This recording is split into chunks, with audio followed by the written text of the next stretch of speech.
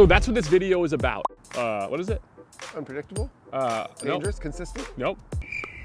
Underrated shot in pickleball. Ah, Yes! And make sure you stick around till the very end of this video because we have a ball. I was gonna say a bonus for you bonus. at the very end of the video. A bonus. A bonus! So what's the most underrated shot in pickleball? The lob.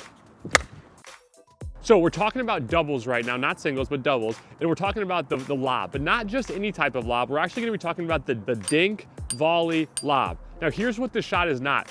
This shot is not a lob from the baseline. This shot is not a lob from the mid-court right here, right? You might be coming in, you hit a lob from there. And lastly, this is not a lob off of the bounce, okay? Where I let it bounce first and then I hit it. Here's two main reasons why. We wanna be unpredictable. And so those type of lobs are very predictable shots that your opponent can easily read. And if they can easily read it, they're gonna have a good read on the ball and probably be able to attack the ball back at you and put you in a tough place where you're probably gonna lose a point. So that's what it's not. It's not a lob at the baseline, it's not a lob at the midcourt, and it's not a lob off the bounce. But what it is, just so you have real clear understanding, is when you're dinking, it's a lob where you're at the kitchen and the ball comes up high enough, boom, where you're actually gonna hit it out of the air and put your opponent in a tough spot. So over the next few minutes, I'm gonna talk about when you hit this shot, how you hit this shot, and where you hit this shot to. So when would you hit this shot? 5 different things to think about. Number 1, if your opponent in front of you is really short, lob it over them. Number 2, if your opponent has a really bad overhead, maybe something you identified earlier in that match or earlier when you were playing, hit it over them. Number 3, if you really wanna make your opponents mad in rec play, lob them the ball.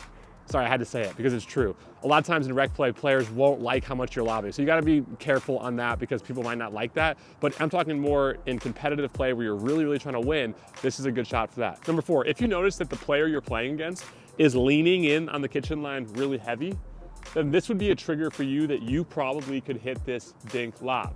Because if you hit that ball out of the air, now they're going from a leaned in position to and they're on their toes potentially, to having to backpedal and move backward to go and hit this ball.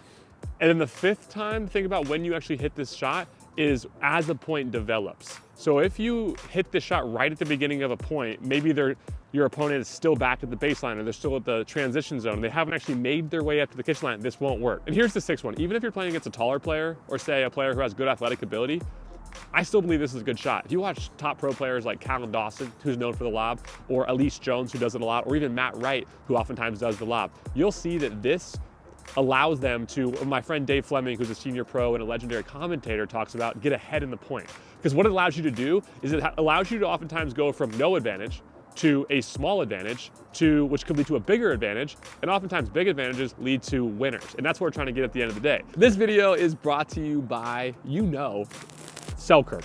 Selkirk, toss me. Oh God. I use Selkirk paddles. Oh gosh. SLK baby. Selkirk paddles. Oh gosh, it's a ball. Selkirk.com, Selkirk TV. Love working with Selkirk. This video is brought to you by Selkirk. Make sure to check them out. If you want to get something from Selkirk, you can use my code. It's like Selkirk. I mean, can I say it anymore? How many times do I have to say Selkirk? One more time. Selkirk. Selkirk. Selkirk. Like Drake and Josh. It's spherical. Spherical. Selkirk. All right, back to the video. Now let's talk about how to hit this shot. Here's the principle. You wanna make the preparation for this shot look exactly like all the other dinks that you take out of the air, okay? So I'm here, boom, okay? So number 1, I'm down in the stance. Number 2, I'm leaning in. Oftentimes my arm is gonna be extended or slightly extended because I'm trying to take away time. This is just a good principle for dinking. But if you do this and show your opponents that you'll take balls out of the air, it's more believable that you're gonna hit this lob and throw them off, especially if they too are leaning in. And the 3rd one is, when you're in this dink battle and you've identified that the person standing right in front of you is also at the kitchen line. Remember, if they're back at the transition zone or they're back at the baseline, it's not a good time to hit this shot because it's predictable. They're already standing there. They'll already be able to hit the ball back, probably with pace, back at your face. Bars. Cha-ching, all right? So I'm down in a stance. My arm is extended, all right? I've identified number 3 that my opponent is at the kitchen line, boom, and I'm gonna put the ball up into the air. Boom, that was a good lob. Ha, ha, ha. Love that. Here's number 4 for how to hit the lob, right? So the moment after, I'm leaning in, I'm down in the stance, I'm leaning in, my arm's extended, I notice my opponent is standing at the kitchen line, which is a good space. The moment after I hit this ball, what I wanna do is I wanna take 1 step off the kitchen line, 1 or 2, right? So I hit, boom, and then I take 1 step back. The reason I wanna do this is because if I hit a lob, and let's say it was a terrible lob, I wanna give myself more time and more space to be able to recover that ball. If I hit a horrible lob and I'm standing right here, I don't have much time or much space to have quick reactions, okay? So I hit the lob, I take 1 step back. So here's the next segment. Where do you hit the shot? The one thing you don't wanna do when you're hitting a lob is hit it to a place where the person in front of you or the person on either side of you, where your opponent could hit a smash with their forehand on an overhead, right? So for example, if I were to lob it here out of the air to Tyler's, this side of Tyler, now Tyler is not a good pickleball player. He just pulled a muscle. But most players are gonna crush that ball back. So where am I gonna hit this shot? Well, I wanna hit this shot either over Tyler's left shoulder, or I wanna hit this shot at a diagonal angle. I wanna hit this shot over the right side player's left shoulder. That one's a little bit more risky because this player right here, back over here, Tyler. If this player, yeah, exactly. This player's really good. They could run back there and smash that ball, okay? So Tyler, come back right here. So as much as possible, I want this ball going to that corner because for Tyler, it's really hard for Tyler to use, yeah, exactly, to hit a ball with his backhand-ish overhead. So how do you actually work on this? Well, number 1, you can work on it in rec play, but again, remember, you're probably gonna piss some people off. Can I use that word on YouTube? Absolutely. I think I can, right? So be conscious of it. One of the first times I ever played pickleball, I actually lobbed an older guy, he's like 75 years old. Jimmy was his name.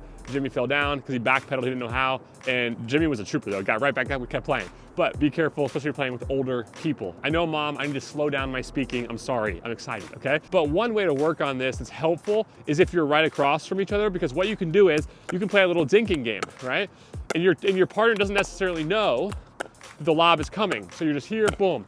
You're just playing a regular game. Wow, Tyler's better than me. On that point. Right? And so, you know, as you're playing this game, right? You played a 7, you can go live, you could speed it up, but you know in your mind, you're working, boom. Nice, nice, nice. Tyler just tried a tweener. I don't know if our other camera angle caught it, but if it did, let's do a slow-mo of that tweener because it wasn't very good.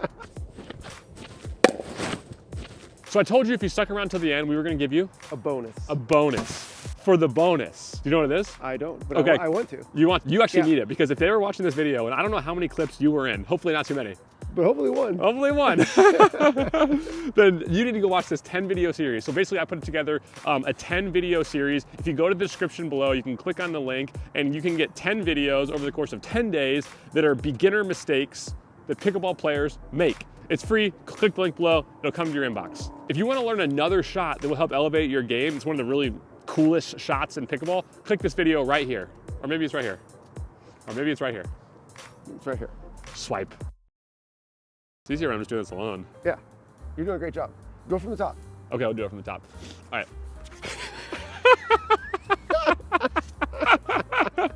That means That's a thing. A new thing. Okay. You need to be unpredictable, meaning, I hate that. that was too unpredictable. That was unpredictable. I didn't know you were gonna say Carry- that. I know. Okay, do your best to dink it low. Okay.